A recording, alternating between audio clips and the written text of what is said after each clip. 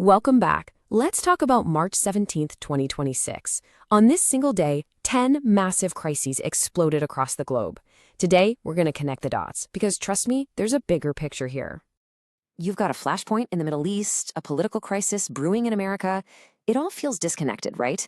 But these events are way more intertwined than they seem. So how do we make sense of it? Well, we've got to start at the epicenter. Okay, so we're starting where the whole day ignited Iran. A single targeted strike right here kicked off a chain reaction that rippled across the entire planet. Let's trace it, step by step. So boom, the first domino to fall was a huge one. Israel announced it had carried out a strike that took out two of the most powerful figures in Iran's entire security apparatus.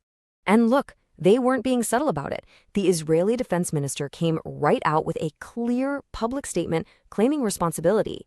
That move set the stage for an immediate and, very severe escalation. To really get this, you have to understand who these guys were.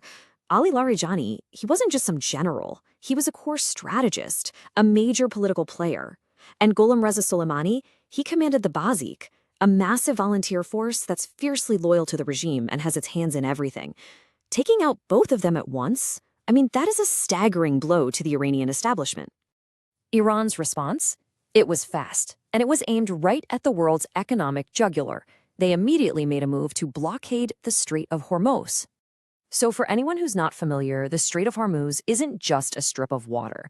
It's basically the artery for a huge chunk of the world's oil supply.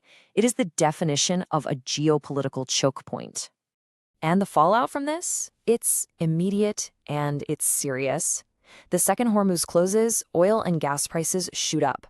Stock markets everywhere get spooked, and economists start throwing around the word recession. Just like that, this regional conflict just went global.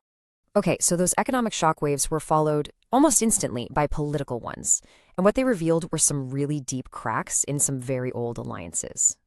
So, the United States, under President Trump, immediately called on its NATO and EU allies for military help to reopen the strait, and the response was a hard no.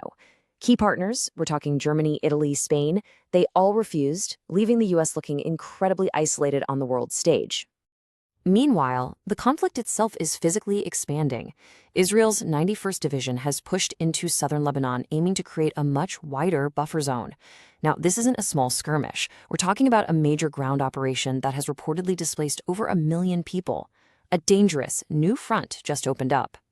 All right, let's pivot now from the international stage to the domestic one, because this whole foreign crisis is playing out against a backdrop of some serious political turmoil right inside the United States. And this is a really big one. The VDEM Institute, which is basically the gold standard for monitoring democratic health around the world, has officially downgraded its rating of American democracy. And they are not mincing words. The language in their 2026 report is just, it's a bombshell. It's a direct, stark warning from one of the most respected authorities on this subject, and it's making headlines absolutely everywhere. And you can literally see what they're talking about right here on the chart. Look at that drop in the U.S. Liberal Democracy Index. It fell from 0.78 just a few years ago, all the way down to 0.55 today. It's a graph that shows, in black and white, what the report calls a democracy in decline. Now, this is where you start to see all that political pressure cracking the administration from the inside. The director of the National Counterterrorism Center, Joe Kent, resigned today. And his reason for leaving was explosive. He directly contradicted the official line for the conflict, stating flat out that Iran posed no imminent threat. That kind of public break from a senior security chief is incredibly rare. It's not just people resigning either. The pushback is coming from other branches of government. The Supreme Court just struck down one of the administration's biggest economic policies, these sweeping tariffs, ruling them unconstitutional. That is a major check on executive power. And it's not a one-off. In a totally separate case, a federal judge has blocked an executive order to freeze funding for a bunch of nonprofit groups. It really shows the judiciary is actively challenging the administration's moves on multiple fronts. Okay, so let's zoom out one last time to get the widest possible view. Because while this whole Iran crisis is dominating the headlines, it is not the only sign of a world under some serious strain. There are other flashpoints popping up all at the same time. Closer to home, a massive blackout has just crippled western Cuba, and that includes the capital, Havana. Now, this internal crisis is just another point of instability, and it's prompting President Trump to inject even more tension by remarking that the U.S. might have the honor of taking Cuba. And then, just to our north, the Canadian economic boycott of the United States, which started back in 2025, is still going. Think about that for a second. This is not normal. It signals a deep, ongoing fracture in the relationship between two of the world's closest partners. So let's just take a breath and recap the sheer scale of all this. Here's a quick run-through.